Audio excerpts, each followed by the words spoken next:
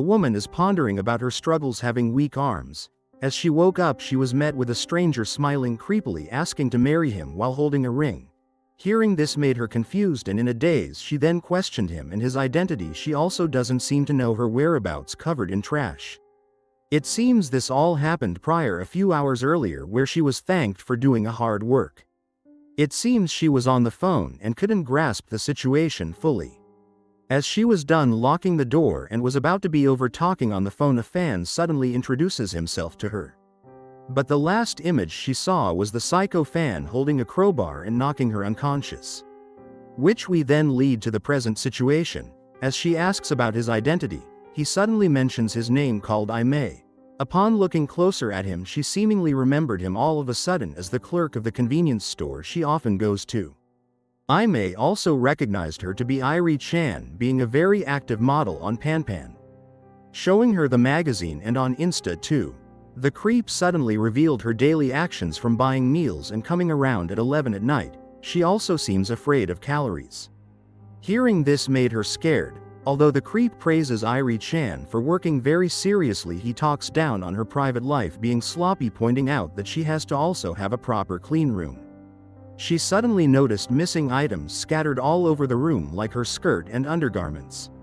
It seems she just lost it one day but didn't think it would end up being stolen by Imai the creep. A sudden dreadful reaction dawned over her as she noticed the hanging sanitary pads collected, which he claims this was his favorite collections. He hugged the used sanitary pads that was disposed by Imai, calling it natural from a girl like her. It seems he kept track of her menstrual cycle and the frequency of her self-indulgence at night.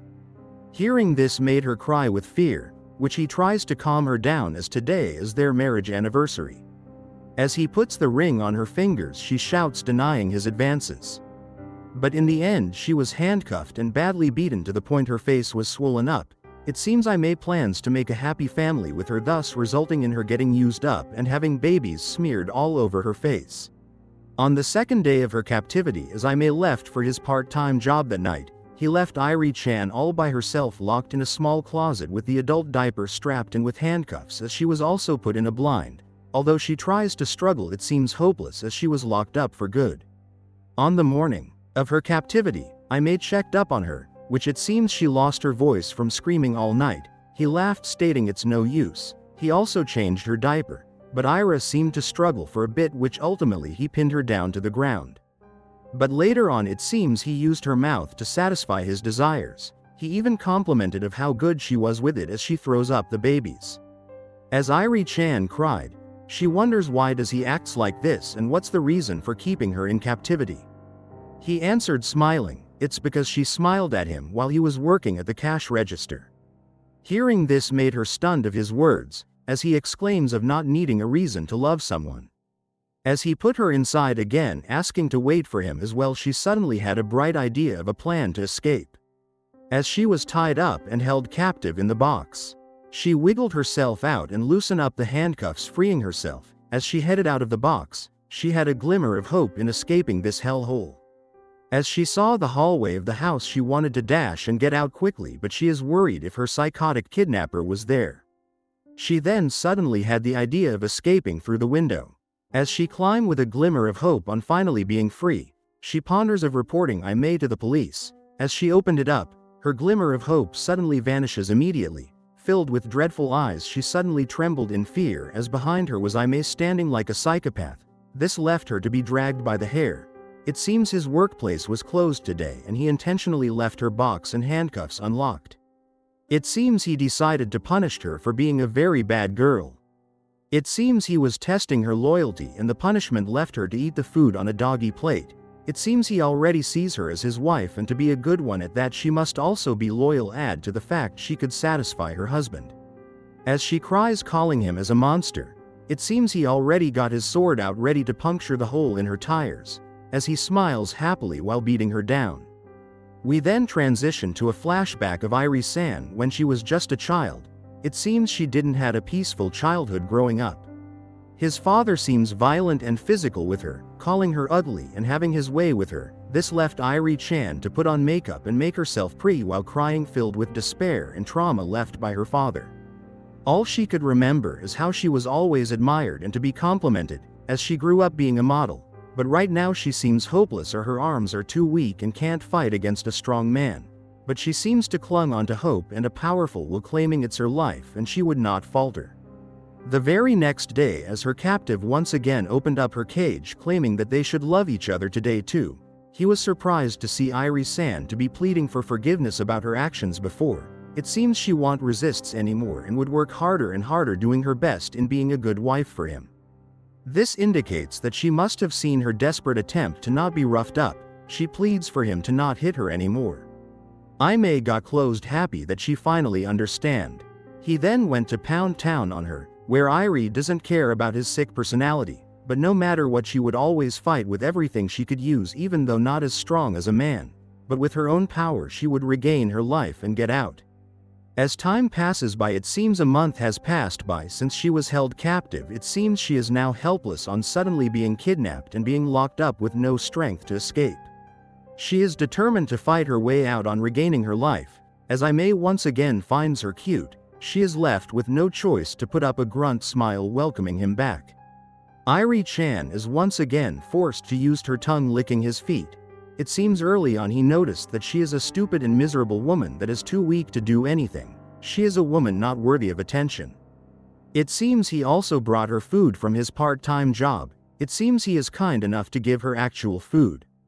This left Airi-chan to be thankful as there were no bugs in it this time. She also seemed obedient in taking a dump of the small kitty litter, which she has left no other choice anyway as it's better than diapers.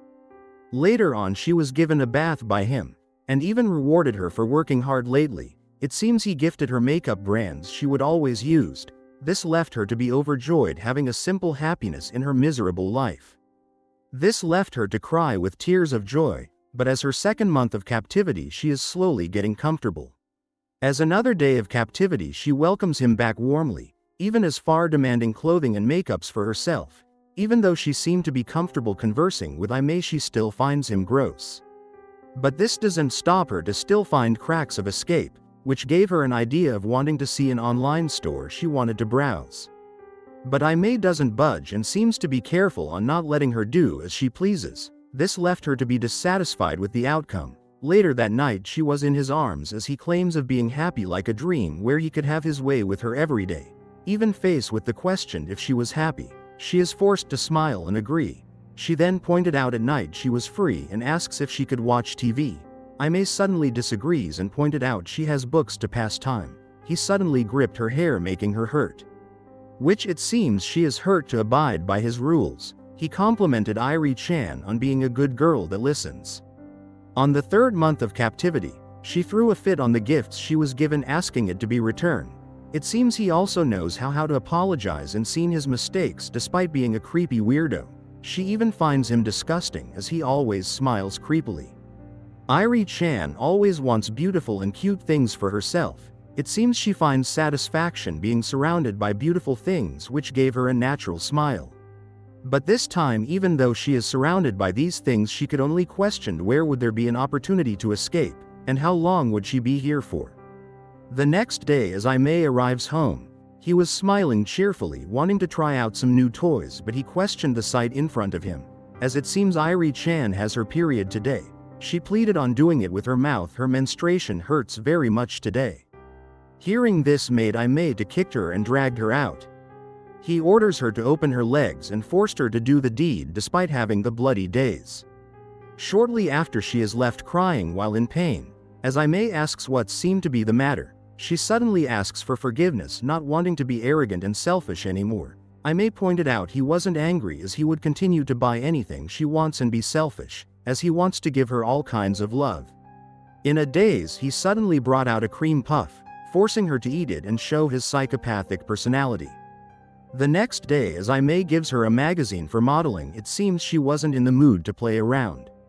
He suddenly pointed out that she seems to hate seeing the new magazines since she wasn't in it. He exclaims that a newcomer replaced her name Rina-chan. He forced her to see it, giving her the reality that she wasn't needed and is already replaced. Hearing this made her throw a tantrum, even going as far slapping Imai, as she doesn't need all of these materials and asks to be given her old original life back. She seems to despise Imai as he took all her life away from him, even her efforts. Later he comforted Airi-chan, slowly gaslighting her that the news are useless as her disappearance was not reported and no one noticed her being gone. Her friends, fans and model colleagues are gone, except him, as he would need her and promises to take care of her. He exclaims that he is the only one, or Airi-chan. Later that night, as he had fallen asleep, it seems he was having a nightmare as the words "die" keeps repeating. In that nightmare of a dream, his mother seemingly was angry and is physically abusive towards him, asking that he shouldn't have been born. This left him to wake up full of sweat, breathing heavily. That night he rushed towards Airi-chan, scaring her as he exclaims that she should go ahead and die. Faced with this maniac, she is once again dragged out and be choked, all while he points out that she is not used to these kinds of things, and to not grow up without any problems. Airi-chan questioned until when would this nightmare continue, slowly being swallowed by depression and desperation. We then transition to his workplace, where his company workers seems to question him of having a girlfriend. It seems he wasn't the social type to begin with, even they joked around that he wouldn't have one in the first place. Later, after finishing his shift, he brought home the items that Airi-chan broke yesterday. It seems she doesn't find this pleasing and doesn't need it. She only asks to be released. She cried, pleading, wanting to be a model. She promises to not tell anyone nor the police, even going as far in giving him money. Hearing this made him sweat heavily and to twitch. He only promises her he would be kind and change into the clothes and makeup. Later, as he was playing with some dirty beads, Airi-chan was thinking of how to convince him. But she then thought she doesn't know anything about her captivator, which she then approached her and called out, asking his name. She then went ahead and questioned his age. It seems she can get clues if she starts a conversation, but her approach was soon noticed by Imai, being questioned what's her intention this time around.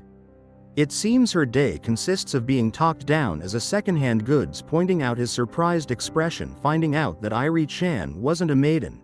He belittled her of how many has she went down on, and how old she was. His questions were faced with no answers as Airi-chan avoided talking about her traumatic past self.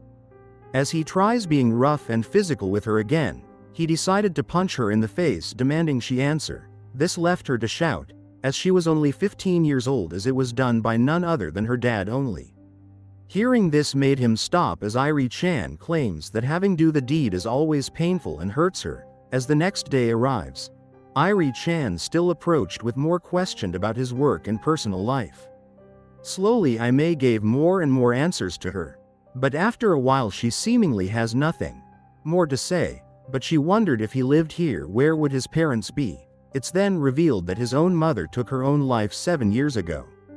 His mother was also a weird one, bringing a lot of trash to their own house and wasn't the usual type. We then transition to when he was a little kid. It seems the other kids stayed away from him due to his weird and creepy unusual behavior. It seems they didn't play with him as the other kids knew something wrong with him. They even avoided his gaze, and as he went back to his home, his mother would always be violent and throw hateful words against him, forcing him to be dragged off. It seems he was locked up in the same box he is using now. It seems he is always put inside to reflect on his actions, pleading for forgiveness. At present he finds this to be nostalgic, and Airi-chan could only listen and ponder if that was discipline for him growing up. And when he hit 11 years old, his own mother forced herself to her own son. Hearing this made Airi-chan to realize this and be left with silence.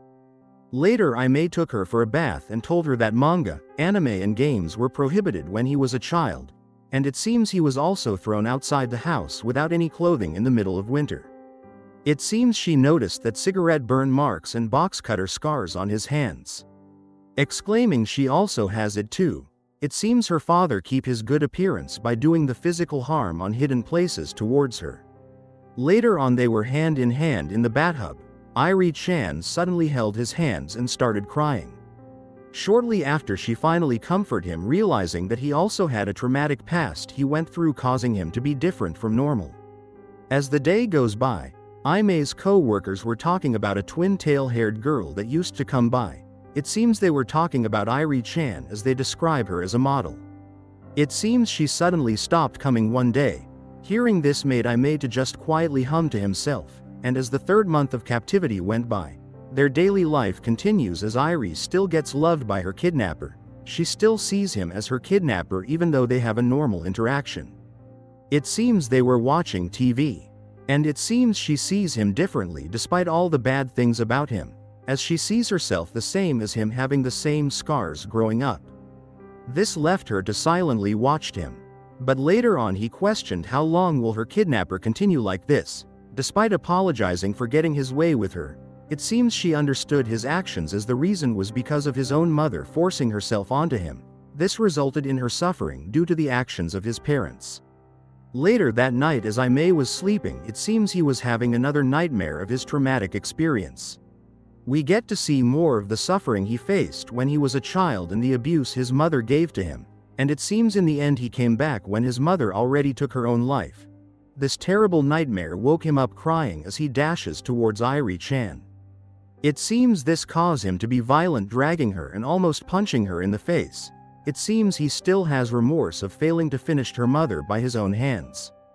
Anxious by this, as even though his mother passed away his suffering still continued and finds this unfair. It seems he wanted revenge for all the suffering he had. Airi suddenly exclaims he could still get his revenge even if his own mother has passed away. She then foretold her own story of revenge, where she grew up in a very ordinary family. But despite this, his father talks bad about her for having an ugly face just like her mother, leaving her to be awkward and have a low self-esteem. It seems she was often hit physically, but after junior high everything started to change where her father always touched her unnecessarily in places. This seemingly went on when his mother went out as his father always would go and came to teach her. Shortly after his mother decided to go out and have some lunch with some of her friends thanking his husband for house sitting. But as her mother was about to leave she grabbed onto her clothes asking to also go with her friends. But her mother was hesitant that time as she urges her daughter to study. Hearing this made her to shiver and tremble in fear, being scared of her father. Her mother didn't listen to her cry for help, asking she shouldn't say selfish things. Left alone, it seems her father that day forced himself to her own daughter. Despite crying and struggling, her arms are too weak to fight back. Still only a child, she couldn't ask for help and find a safe place. After this it seems he first time was rough and painful. Left in tears and the aftermath of being bloodied down there. She could only brace herself as it can't be helped she finds herself ugly and could not refuse as she was raised by him, but most of all she found herself too weak. Even when her mother walked up on her wiping blood without any undergarments, she was only accused of having menstruation. It seems her mother knew nothing to such a degree that this baby making went on every night. But this all changed during the spring break of her third year. Going to play with her best friend, she became interested in makeup all of a sudden. Despite being cautious of her parents finding out, her friend urges that Airi should have makeup and have fun and take it off before going home. Her friend assures that Airi can make her own decision as her life belongs to her and she could dress however she likes. Hearing this made her feel comforting as she can choose how to live with making herself pretty and confident with clothes and makeup. This transition to her high school life being fun. It seems she became a model as she was scouted by numerous companies for modeling. Add to the fact that she has a kind personality. It seems her classmates and the students find her pleasing and has a nice personality. But back at home, her father doesn't see it this way and scolds her, but also gets physical with her. Badly bruised, her father is enraged by her attitude towards them, claiming he raised her wrong. Her father also questioned her ugliness getting published in a magazine. He also pointed out of how filthy she was getting pleasured from being held by her own father. This left Airi to hold his hands, asking that he shouldn't touch her nor her body anymore. This action of her resulted in getting hit even more, but shortly after, during her second year of high school, it seems she got a sat down after her shooting about her career after high school. Hearing this made her to ponder of her weakness. As a child that couldn't do anything, but now a woman, she finally has a weapon to survive. After this she had a sat down with her parents as she announced of becoming an exclusive model at an agency in Tokyo. His parents hearing this made them silent. But her own father pointed out why would she be even scouted even though she was so ugly. Hearing this made Airi-chan to finally get her revenge and escape the hellish nightmare she endured all these years. Back to the present, Airi assures Imai that it doesn't matter if the person who made them suffer is alive or dead. And to get revenge and move on, he should put the old days behind him and surround himself with joy and the pride of living his own life. It seems she sees this way for him to get revenge on his mother. Hearing this made Imai weep and cry uncontrollably in distraught, but this seems to still result in her being held captive. That night she is filled with despair and a nightmare as her menstruation comes. With this, her mind became dark as the trauma still continues. Despite her revenge being over, she is still filled with hatred and the anxious feeling. The next day, as Imai opened up her cage, he seems gentle with her, even as far on holding her head softly. He suddenly questioned if she hates being touched, claiming he won't do it anymore with a creepy smile. Airi doesn't seem to understood his intention, but later on this weird and creepy behavior continued. Even when she was minding her own business, her kidnapper seems to smile from afar while observing her. Shortly after, he decided to take a nap before heading off to work. It seems she didn't have to be his partner for today, but hearing this made her ponder of not getting fooled with his words. As it's clear he is a kidnapper and trying to gain her trust. As she was about to fall asleep, it seems the trauma still continues to dawn over her, being hurt and scared. As she was violated and was having a nightmare asking for it to stop and pleading for help. Her name suddenly gets called out. She jolted up surprised as Imai announced his arrival. After a sit down, she still trembles even though her nightmare past is over and it shouldn't matter anymore. She still wonders why she is still scared despite giving herself the strength. Imai, her kidnapper, pointed out that it's not just when she gets hit that she became hurt. It seems she wanted to forget the painful past. Back then in her room, even though her agency contract was decided and she would leave the household soon, and a glimmer of hope that she won't suffer anymore. She still continues to have nightmares every night, and it seems she didn't want to share this suffering with anyone. But in high school she heard a phone call between her mother and aunt. It seems they were talking about their daughter and father nightly duties, and it seems the blame was put on her and not the other way around. This left her to ponder if she was a bad person, and despite being weak, she is left with trauma and nightmares, not wanting to feel this way. She could only be left to apologize and repeat the words to herself of being weak and to ask forgiveness of not being able to protect her younger self. In the face of everyone she seems perfect and doesn't let anyone know about her true sufferings. She wanted the perfect picture image of everyone to know her as never to have been abused and was loved. It seems she assures herself of not being exposed. Back then when she was at a gathering, her friends seems interested in her not having a boyfriend, and despite being introduced to one and having a conversation with the opposite sex, all she could remember are the words of his father's traumatizing past. It seems she found men to be scary, and the person she first met was a kind one. It seems he treated her with care and she was given the love. But despite this, she still had that lingering feeling of trauma left in her as she wanted to do the deed with this first kind man she met. Her mind was overwhelmed with the haunting words of her father, with the last one claiming she was pointed out to be a filthy woman. This resulted in her pushing away the first man she met. She ran towards the bathroom, locking herself in. She cried over and over again as no matter how much time passes, she is still robbed out of her innocence and was manipulated. Transition after that, she read a lot of magazine about people's first time. It seems she had a terrible experience with her dad. This left her to cry, leaving Imai to comfort her, not needing to work hard and not fake her happiness. Hearing her story made him gentle towards her, and upon almost touching her, he immediately jumped, pointing out his words that he shouldn't touch him anymore.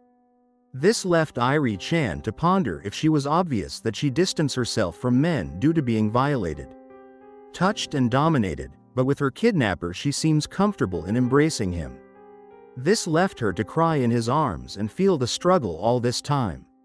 It seems she finally accepts her heart's true feelings. Even though her body is weak, she learned to accept this.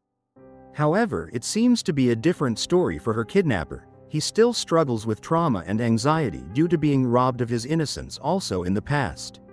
As we hit the 4th month of captivity, they seem comfortable with one another, having a laugh, making jokes, despite their first encounter being a horrible one. It seems she sees Imai to be a person who has the same scars with her, which in this way, despite her struggles and trauma, she was able to communicate with this monster. This left her to ponder with confidence of convincing her kidnapper to let her free. But she also wanted him to escape from this hellhole as well. It seems she is also hopeful that her kidnapper would come to his own conclusion and escape from the traumatizing experience. Even though they still continue to do the deed, it seems over time this has become bothersome for her. For her, is too much of releasement for a guy is abnormal. As they were in the middle of doing the deed, she seems to point out that they have already done it multiple times, asking for rest, but as she turned away she heard some noises where Imai, his kidnapper, resulted in doing it by himself, calling him gross. As Airi-chan watched, she pointed out that he is doing it forever now. It seems to hurt him physically as it stings. Even though he seemingly couldn't stop himself, Airi-chan asks that he should stop. She pointed out it looks painful, where Imai suddenly revealed that it seems he did it a lot with his own mother on this very sofa, and no matter where he goes or what he does, it still lingers in his head. He doesn't want to endure the suffering and to not think about it anymore.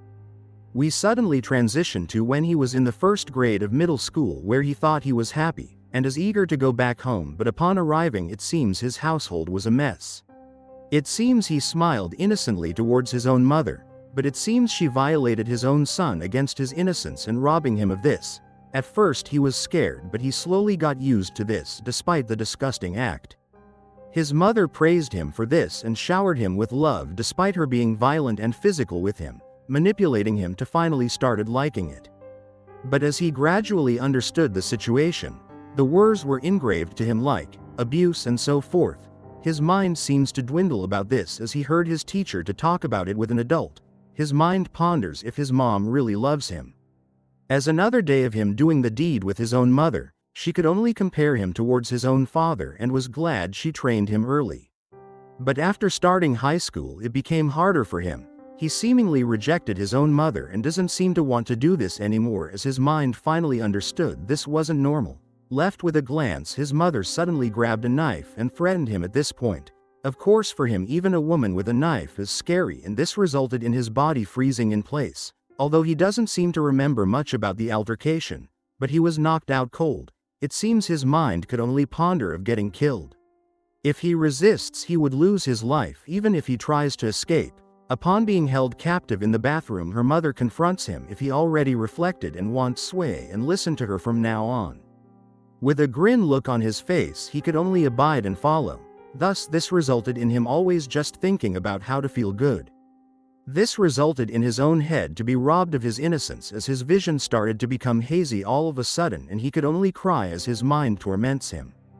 And in the end it seems his own mother took her life on the day he got home, which resulted in him not having anything to look forward to. Despite not getting revenge, it seems he could only cry, filled with sadness and joy that he could have fun with Airi-chan every single day. She could only hug him and comfort his suffering. She tries to give advice as it doesn't matter if things change or his environment changes. If he keeps going back to those horrible memories, things would only get harder, and he could try and overcome his fears and trauma if he believed that it is now different. For him it seems impossible, but for her she believes in him.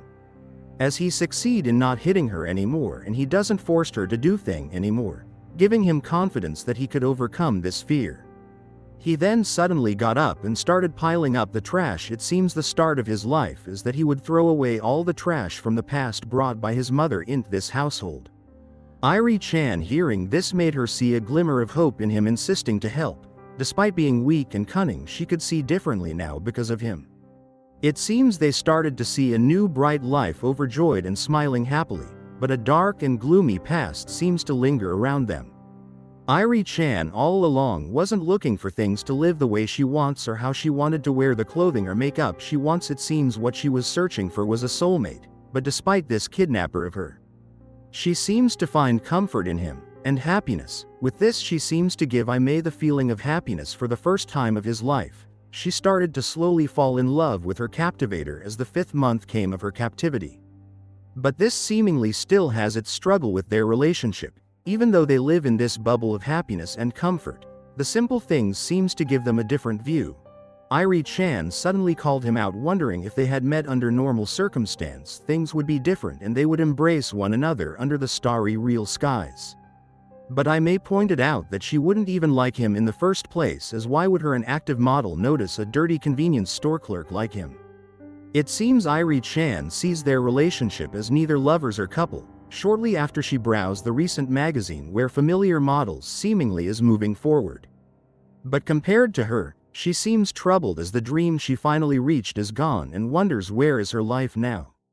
The next morning it seems she was working out for her pelvic regime, and she asks Imai her kidnapper for vegetables also, giving him the pretty eyes to convince him in getting it. Shortly after Imai noticed that it seems hard to do full makeup every day, but to her this is studying, and since she became rusty she wanted to do it to hone her skills. Imai pointed out that she doesn't need to do so, questioning if she wanted to go back to modeling. He exclaims that she doesn't have to work hard anymore and not force herself to reach impossible result as he would protect him. Hearing this made it difficult for her to pick a choice.